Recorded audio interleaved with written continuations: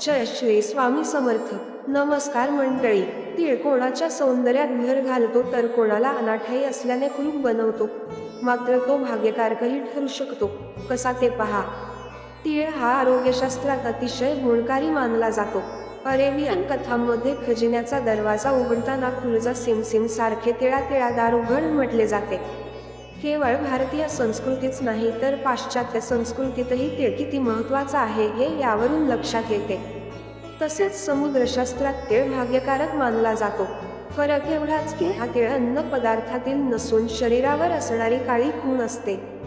त्यातही ती खूण चेहऱ्याच्या कोणत्या भागात असणे भाग्यकारक मानले जाते ते समुद्रशास्त्राच्या आधारे जाणून घेऊ. स्त्री पुरुष दोघांच्या शरीरावर तीळ असतो. काहींना जन्मापासून तर काहींना वाढत्या वयानुसार. शरीराच्या वेगवेगळ्या भागांवर तयार होणाऱ्या तिळांचे अर्थ समुद्रशास्त्रात दिलेले आहेत. यातील काही तीळ फार कमी लोकांच्या चेहऱ्यावर आढळतात आणि ते नशीब बदलणारे ठरतात. नाकावर तिळाचा अर्थ. नाकावर तीळ असणे म्हणजे व्यक्ती खूप प्रतिभावान असते. ती व्यक्ती आनंद आणि समृद्धीने भरलेले जीवन जगते.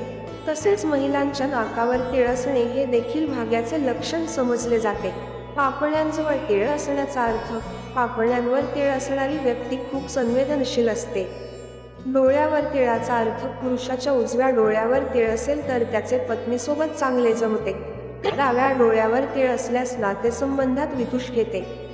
हीच बाब स्त्रियांच्या बाबतीतही लागू होते. भुवयांवर तिळाचा अर्थ. ज्या लोकांच्या भुवयांवर तीळ असतात त्यांचे आयुष्य अनेकदा प्रवासात व्यतीत होते.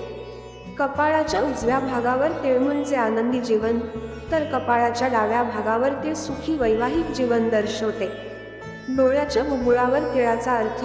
खूप कमी लोकांच्या डोळ्याच्या बुबुळावर तीळ असतो पण तो खूप महत्त्वाचा असतो. हा तीळ माणसाचे विचार कसे असतात हे सांगतो. उजव्या डोळ्याच्या बाहुलीवर तीळ असणे म्हणजे व्यक्ती उच्च विचारांचा धनी असतो. याउलट डाव्या बाहुलीवर तीळ विकृत मानसिकता दर्शवतो, जसे की चित्रपटातील खलनायकांमध्ये दर्शवतात. अशाच नवनवीन माहितीसाठी चॅनलला सबस्क्राईब करा.